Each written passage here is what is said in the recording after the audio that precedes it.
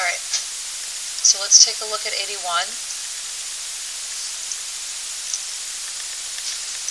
All right, so 81 said that we have 3 times the square root of 7 divided by the square root of 20x. Is this the one you're talking about?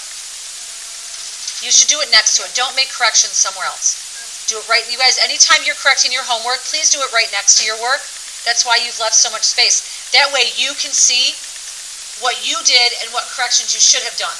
All right, do it right next to it. Isabel, you're taking notes on this. Okay. So remember, our goal is to get rid of the radical in the denominator. All right, so I'm going to go ahead right away and just do that. So I'm going to multiply the numerator and the denominator by 20x. Chris, sit up to your desk. It's your marking pen in your hand. You're all paying attention. All right, when I do that, my denominator is going to be the square root. You could either write of 400x squared, or you could have written the square root of 20x all squared. Both of those mean the same thing. Ashton, sit up to your desk. All right, in my numerator, I'm not going to multiply 7 and 20. I'm just going to break 20 up. I feel like it's going to be easier. So I'm going to leave this as 3 times the square root of 7 times the square root of 4 times the square root of 5, because 5 times 4 is 20, times the square root of x. That is in my numerator. So what I've done is I've broken that 20 up into 4 times 5. Remember, you have to break those up into factors where one of them is a perfect square. So now, well, I have 3 times. Well, the square root of 4 is 2, so I'm going to cross it off because I applied it. Square root of 7 does not have a perfect square factor, and it's not a perfect square. Same thing with 5, and then x isn't as well. So I'm just going to put back inside the parentheses, those, I'm going to multiply 7 times 5 times x to get the square root of 35x. Divided by 20x.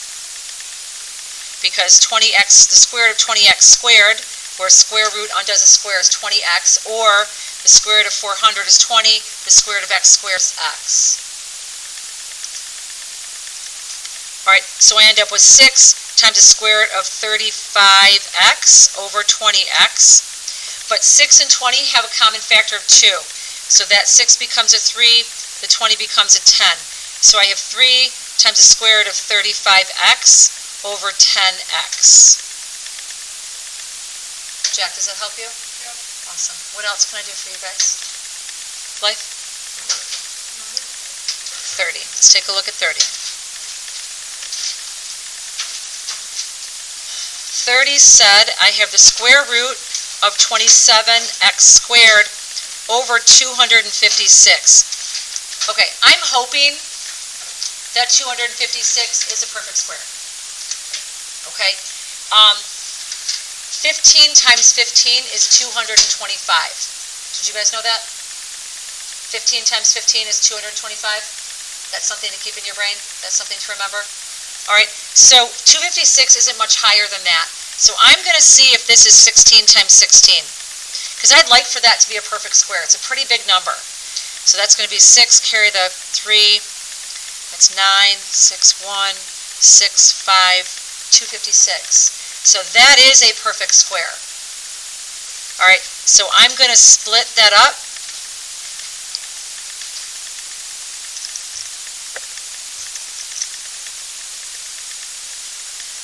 All right, so now I probably could have split my 27 up already, but I'll split it up here.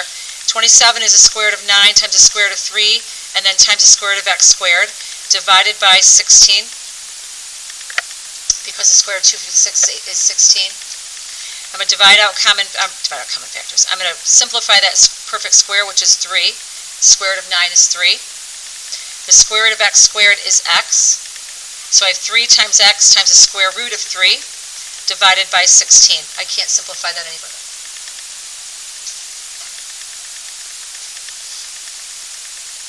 Nick.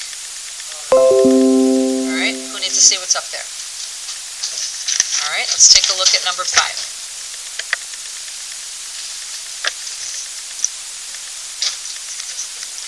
Number 5 said, I have the square root of a squared times b to the fifth. All right, the nice thing about this, Nick, is there's no numbers to have to worry about perfect squares. Remember, when we have variables with exponents on it, we want to break them up into as many a squareds or b squareds as we can. So if I take a look at b to the fifth, that's b squared times b squared times b. Remember, I'm multiplying numbers with the same base, keep the base, add the exponent. So 2 plus 2 is 4 plus 1 is 5. All right, so that's what I need to break that b to the fifth up into. So this is going to be the square root of a squared times the square root of b squared times the square root of b squared times the square root of b. Are you cool with that so far? Awesome. So now I'm going to apply my perfect squares. The square root of a squared, remember, a square root undoes a square. So I'm simply left with an a. Same thing with my b squareds. Square root of b squared is b. Square root of b squared is b. Square root of b, I can't do anything with it, so it stays under the radical. So I end up with a, well, b times b is b squared times the square root of b. You cool with that? Awesome. What else can I do for you guys? Ava? All right, let's take a look at 40. 40 said I have the square root of 25x squared. Is this the one you're talking about? Ava. Is 25 a perfect square? Is 25 a perfect square? Is x squared a perfect square? So just split that up. Square root of 25. Don't do that. Jacob, get out if you're going to do that.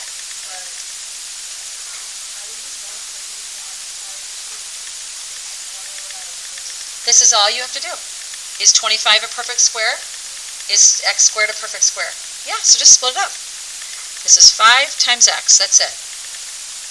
Do you think that you haven't done something that is something other people are like, really, you made that mistake? Do you think you've never done that? Then don't do that to people.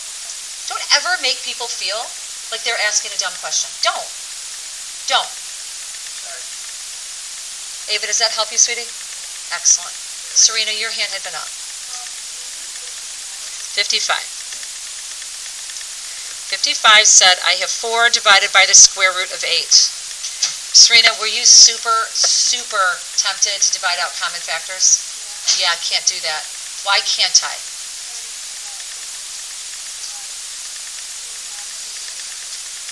Exactly, the denominator is a radical, so don't, try not to do that. All right, I do need to get rid of the radical in the numerator, or the denominator, so I'm just going to multiply by exactly that same radical. All right, so I end up with, in the denominator, square root of 64, because 8 times 8 is 64. That 8, in the numerator, I'm going to split up, so I have 4 times. Well, 8 is 4 times 2, so I have the square root of 4 times the square root of 2. 4 is a perfect square, which is why I used it. So I'm going to apply that. So I have 4 times 2, because square root of 4 is 2, times the square root of 2, over 8. Well, 4 times 2 is 8. So I can divide out common factors between the numerator and the denominator completely, and I'm simply left with the square root of 2. Peter? Yeah, Serena, does that help you? Awesome. You said 70 or 71? 74.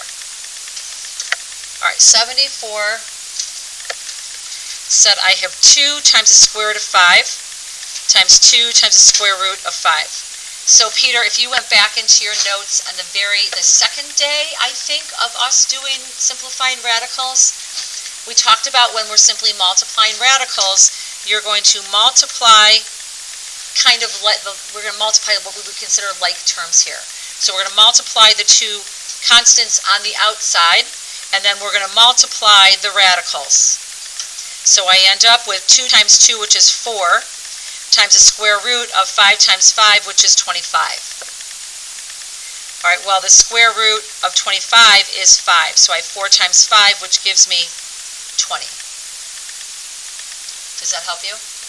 All right, what else can I do for you guys? That's it? That's all you guys got for me? Okay, get your piece of paper out. You guys have a homework quiz. So if you want my notes, you can come grab